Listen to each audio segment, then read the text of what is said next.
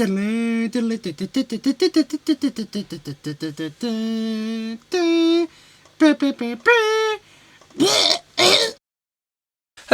and welcome to Nuggets of Bullshit, the show where there's about 10 minutes of utter shite. I'm Danny and I'm hosting this week, which means Lewis is editing, so I get to do this. It's great.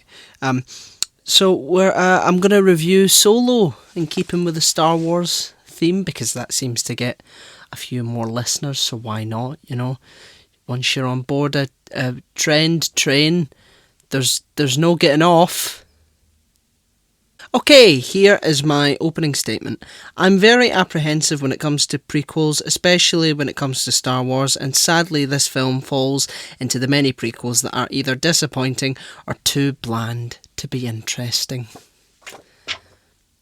I need to pick that up because there's more stuff to read. I thought that would be cool. Never mind.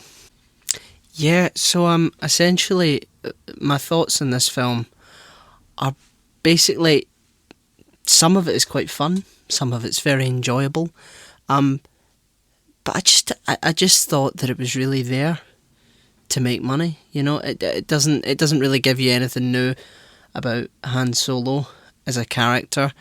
You know, if you watched this film when it came out, then you probably will have seen a film called The Last Jedi, and it had a specific set of dice in it that we'd never seen before, and it was sort of hinted that that was important to Han Solo, and I suppose this film was a sort of, you know, the dice was sort of like a jumping off point to sort of, oh, what is this dice, you know, and then we get a film about it. I just didn't think it really added anything to the entire saga as a whole, but I do say again, there are bits that I enjoyed. Some of the chase scenes were quite fun, especially on the train. Yeah, but there was some really sort of dumb stuff as well. Okay, the elephant in the room. I love the Clone Wars. I really do. I think Dave Filoni did a fantastic job. But for those that haven't watched an animated show, Darth Maul showing up at the end is going to be a bit of a surprise. And I've said before, I'm really not a big fan of third party media having to explain the presence of something or the presence of a character. I just was completely shocked by that.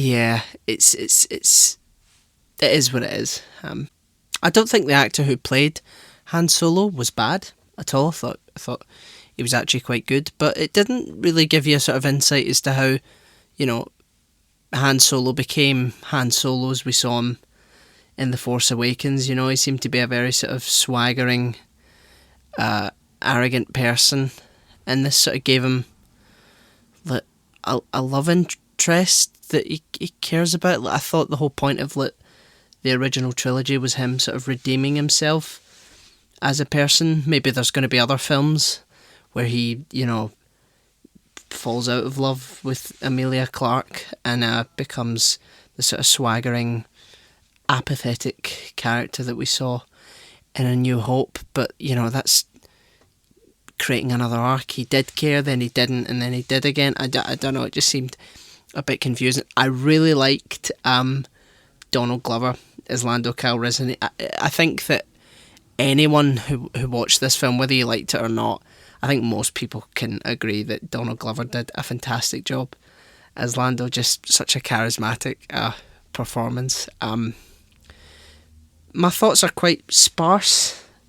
I didn't think it was necessary. You know, I did like Rogue One, but again, it just wasn't necessary. It just seems as if it's these films, particularly these two, are just there, even more so than the other ones, just to make money. And I don't think that should be the sole reason that anyone makes a film, or, you know, really anything, to be honest. maybe a money printing machine would. I'm going off topic, but yeah. But I do have a lot of nitpicks. That's going to make up the majority of this review, and if you were surprised by that or disappointed by that, it says nuggets of bullshit. What were you hoping for? Okay, nitpicks. The worm thing is allergic to sunlight and has a window in her own living room. I'm talking about Madam Praxis, whatever her name is. Yeah, has a window in the living room, and she's a sort of vampire worm. I get that it was to get out of that very tricky situation, but it didn't make any sense. Chewie understands English, so why would he not eat Han anyway, despite the fact that for some reason Han, the orphan on Corellia, can speak Wookiee. Chewie understands it. Maybe Chewie learns it later on, but you know, he's understood it for a long time. So how does Han know Wookiee? How?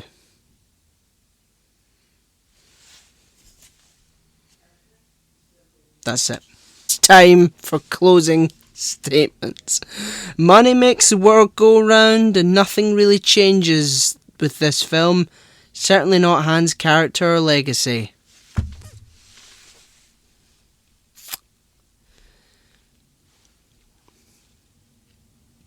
I think the production value in the last video was better. I lazily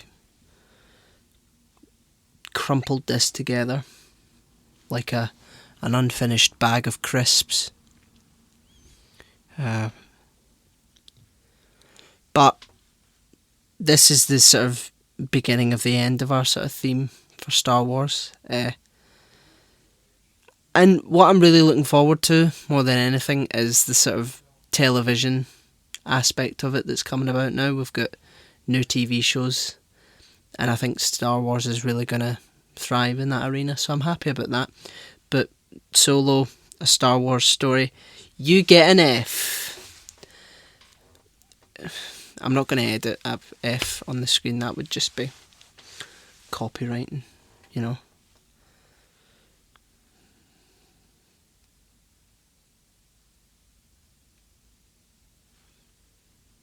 No one fucking watches this anyway. Fucking.